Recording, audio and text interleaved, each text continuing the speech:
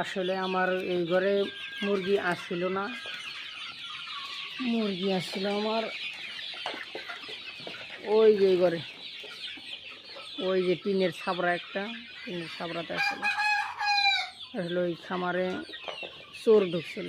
চোর ঢোকার পরে এই ঘরে নিয়ে এসছি, এই ঘরে নিয়ে পালতেছি।